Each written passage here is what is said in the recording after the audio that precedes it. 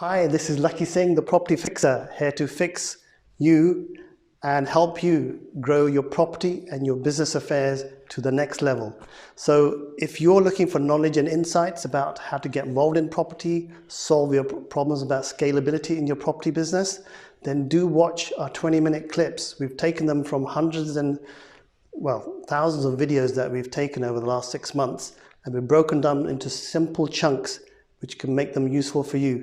So do watch and do subscribe to our YouTube channel underneath as well. A system in a more comprehensive way, so they don't get all scatty bits from me. You're like a shark, you mean? You're like a shark, and Holly is like a little sea lion with a small sharp fin stuck on her back. Is that right, Holly?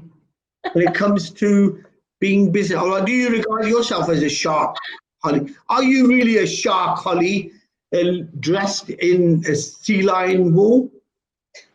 Do sea lions have wool? Are you a shark, Holly? Come on, tell us.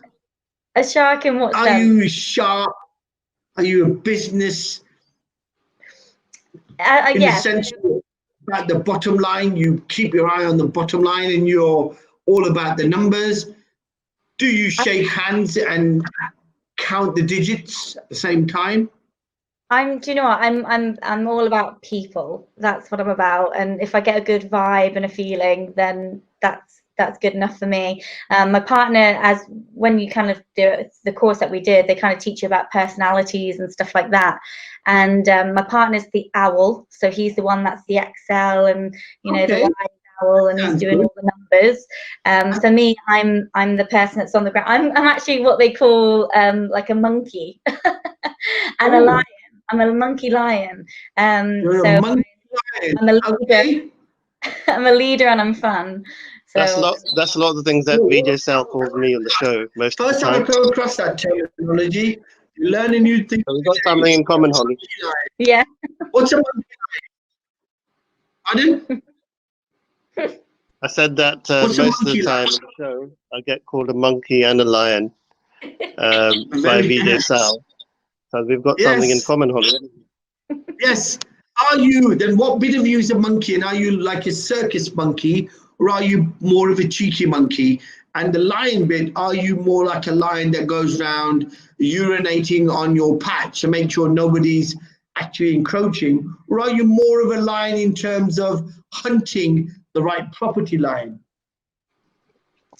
The lion, it's like the leader. I've always been a manager and someone that would like to lead the way and kind of take people under my wing and show the ropes to. I like to set a good example, I guess, would be the lion side, quite dominant and wanting to kind of prove myself and help other people. And then with the monkey side, it's the fun Holly, the people person, always up for a laugh, couple of drinks, that kind of fun.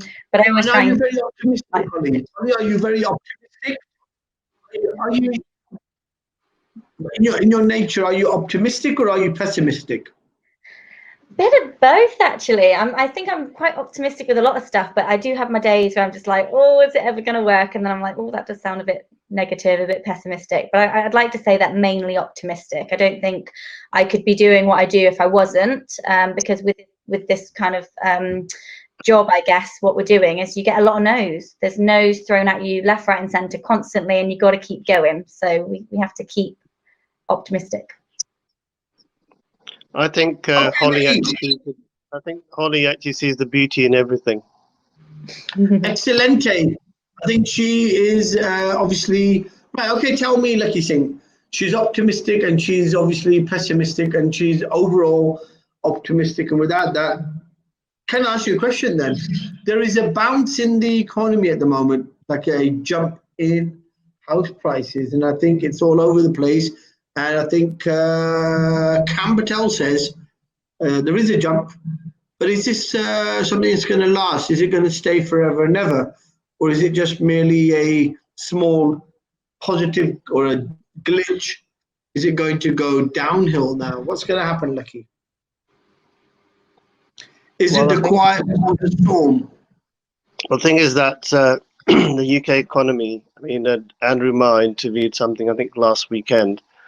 It was one of the chief economists in the UK for one of the major universities, and I think he tried to sound optimistic, but if you listen to what he said, none of it was optimistic. He said that the government's got over £1 trillion worth of debt, and the next 2 years there's going to be no growth. So what's really obscure about what he said and what's happening at the moment is that you got a bit of a storm in a teacup type situation with property prices. But if you look across the whole of the United Kingdom, look at anything else that's going on, nothing's happening. You know, everything is pretty much very tight. I mean, Debenhams is about to go into receivership. I think it may have done yesterday. Arcadia Group's about to go under. So all the retail sector is affected. But I think property prices, interest rates are likely to go up because of the overall scheme of things. So I think you just have to be extra careful that with your, you know, with the pricing model. Don't sort of line up any capital growth or flips, because they may not happen at a certain point in time in the next 6 months, a year or so, because there's a huge state of flux. So I think that's my opinion. I don't think it's going to go very far in terms of growth anyway. So if you've got a good income strategy, you can't go too wrong. Holly, with what Lakhi says there, do you? I mean, I've just been listening to you. You seem very. I would say you're very astute and very versatile, because you somehow have managed to cover the fact that your assets, you know, may have lots of voids, and so you've gone to local council, and now you created a little model there for, you know, halfway houses or temporary accommodation.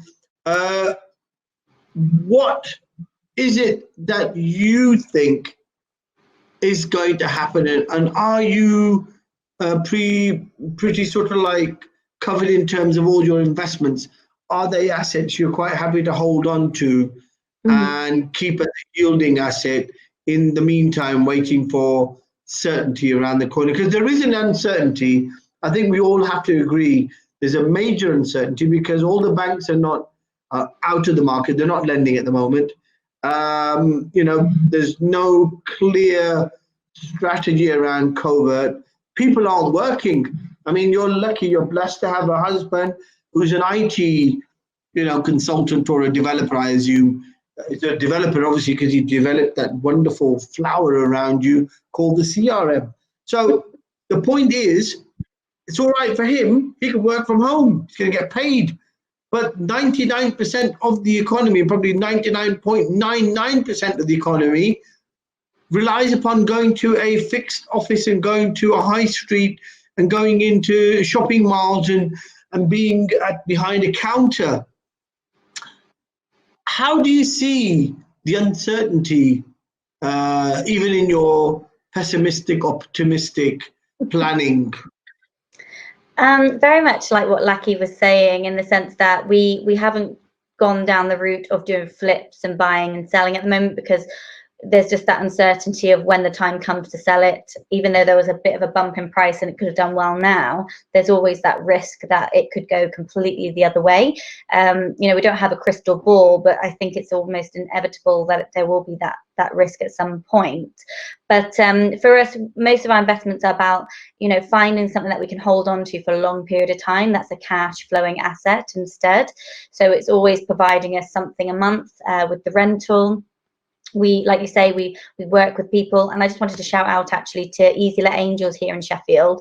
They are a great management agent, and they're the ones that have been able to get these contacts and everything. So they've been so good. They've worked so hard over lockdown, and yeah, they're actual angels. So yeah, so that's kind of for us. It's just keep being secure and safe. Same with when we source for other people. We always find stuff that, you know, if they don't mind leaving a bit of money in and holding on to it for a bit, it will always benefit them. Okay. Do you see there's going to be any downturn, though, any value write-off of any assets? have you got any, okay, not to ask you too much detail, but the assets you hold, are they all cash purchases? Are they on finance? And do you have a good loan to value? Yeah, so we have good loan to values. Some of them we did bridging initially, but now they're on mortgages now. Not very big monthly, payments on it. So that's good. And yeah, I think with most of our investments, it takes about 2-3 years for the money to the return on our investment to come back, if that at all. So by then, anything from thereafter is profit, which is quite nice. We always try to, because we create that value, we do that refinance and pull as much as we can out when we refinance to be able to go again. But this HMO that we're doing at the moment, with that one, we're buying it as it is. It's already filled. We don't really need to do much work to it. It's a different strategy to what we used to, but it does cash flow and it works even in this market. So we're prepared to leave a bit more money in on that one until we're ready to refinance or do something later on down the line. Okay, Lakhi Singh, she seems quite clear strategy there. They've got a sort of like a midterm buying and selling strategy, which is always safe, because midterm always is regarded as the safe zone, because neither are you caught up in a short-term vacuum of the glitches, and neither are you holding on too long so you get caught up in a big cycle. But what do you feel is the key selling point of Sheffield, apart from Holly being a sweet, a CRM flowered covered property expert, I would say? What do you think is the selling point? And what should people be looking out for? You mentioned not doing flips, and you mentioned you're cutting out a little bit, Vijay, but I'll extrapolate from what I've understood. My understanding is that Sheffield, based upon the research that Holly's done, I think it is actually the perfect hunting ground for property projects. If anything, the buying and flipping strategy, if it was to work anywhere in the United Kingdom, it's probably best to work in Sheffield, because you probably got the lowest risk, because you can buy and flip, and if you can't flip it, then you still got the yield. So you can't really go too wrong there. So I think whichever way they do it, if they did do a combination of 3 or 4 strategies, the good thing is that because it's quite low cost, they've got nothing to lose by doing a flipping strategy, as long as they stuck to quite low numbers, so they don't get their cash stuck on any one project.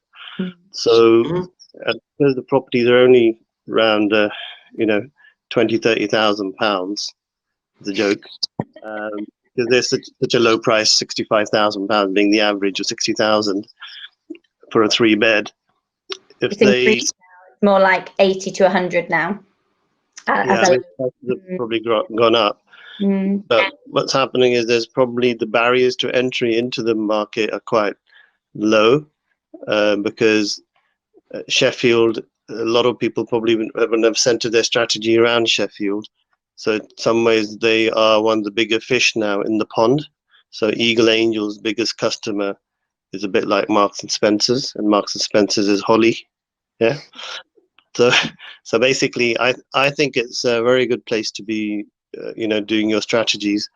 What the bit that would be more of a concern is really on private lets, really how sustainable they are in certain areas, because of COVID-19, I think there's going to be more of an elongated lockdown number 3, and probably February, March, April maybe.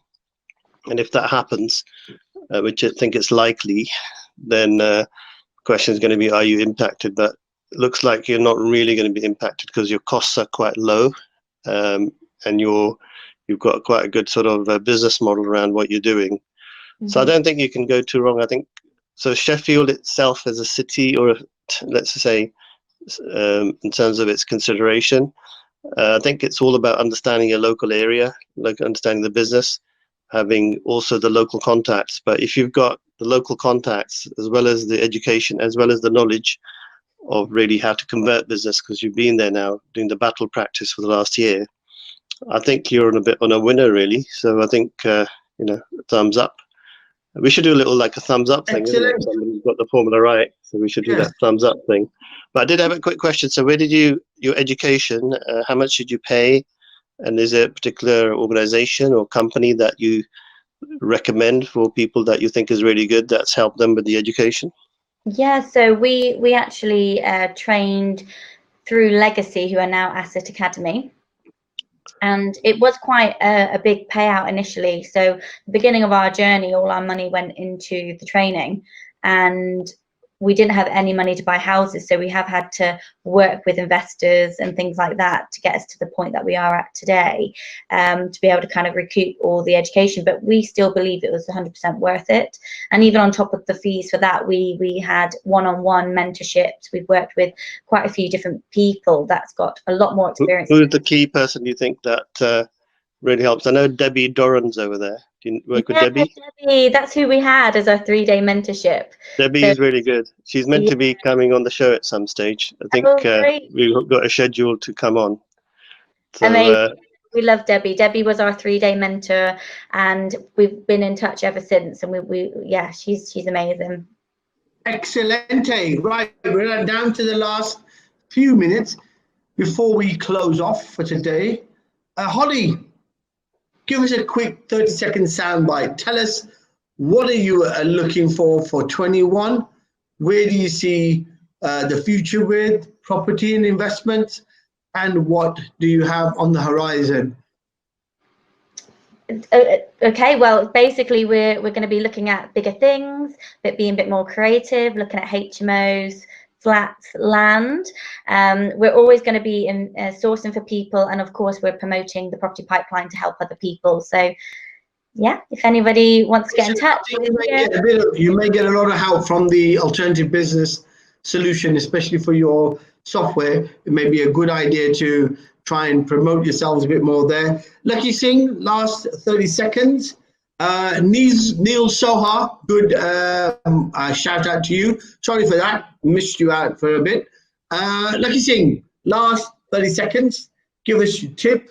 Tell us how great Sheffield is if you want. And then also, we'll be looking forward to seeing you tomorrow at 8 a.m., 9 a.m. as usual. Lakhi Singh, last few words before we close off. The tip is that I think, like Holly, make sure you do your homework and understand your area. There isn't really a good or a bad area, really, because it all depends on your circumstances. So if you're starting off in a low budget and you're using your education, I think Sheffield is actually like the perfect city to get your battle practice and start making money with the potentials of losses being very low. But if you've got a little bit more capital, or you're quite an experienced property person, you can't go too wrong by researching other areas, maybe bigger cities. You can even look at London. If you've got 10 or 20 million, you can always talk to me. I'm happy to spend it for you. Or if you've got more of a medium budget of a couple of 100,000, which works out to about 20 quid. Is that right? So much anything. We'll have to close off. Superman Extra, Mr. Lakhi Singh, the property fixer. We will see you tomorrow, 8 a.m., 9 a.m. And we'll let you know, Holly, when Deborah comes on, so you can actually give her a big shout out and actually come on and ask questions. Thank you, everyone, for listening. We've got people from Kenya who are trying to get onto the show as well. So we'll try and get them on next week as well. Thank you so much, Holly. Lovely person. We actually got another extra 4 hearts because of you. I'm sure they're not because of me. Definitely not because of Lakhi Singh, the property fixer. So, Holly, I would expect you to come back on again so we get all that love. Thank you. Take care. Thank you so much. Thank you.